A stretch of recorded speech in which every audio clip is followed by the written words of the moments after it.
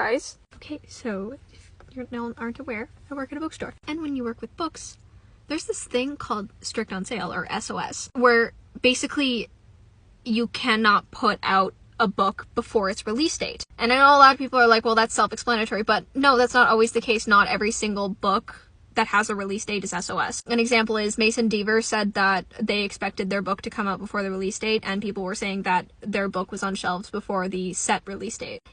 SOS tends to happen with authors like James Patterson and Stephen King. Another one, good example actually, is Harry Potter. Like, it's really anticipated books that they don't want leaked, you know? With that being said, Red, White, and Royal Blue, the collector's edition, is an SOS. And before y'all say anything about, like, spoilers or anything, I'm not spoiling it. I don't have the book. I haven't held the book. I haven't seen what's in the book. Even if I did, if I shared that anywhere, I would probably lose my job. It is very serious. If you sell it before the release date, you get fined. It's not fun. With that out of the way, I pre-ordered the collector's edition of Red, White, and Royal Blue, and because shipping costs money, I sent it to the store I work at because the shipping was free if I sent it to the store and picked it up at the store. So, with the fact that the collector's edition is coming out in 6 days, I was like, I wonder if we have it yet, like, just on the SOS shelf. And I go and look, and it's there, but it's one copy.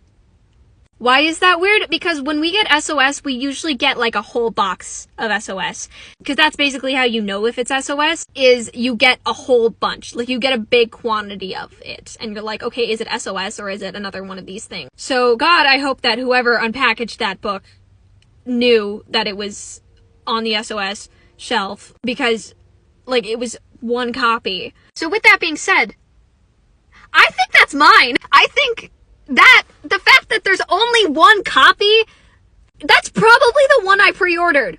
And it's just sitting there. And I obviously can't take it. There are so many reasons I cannot take that book. But oh my God, every time I go to work the next, like, 6 days, I'm just gonna stop and look at it for a quick second. Because it's just there. Henry's Keisha's, the art, all of it, it's just there. It's just sitting there.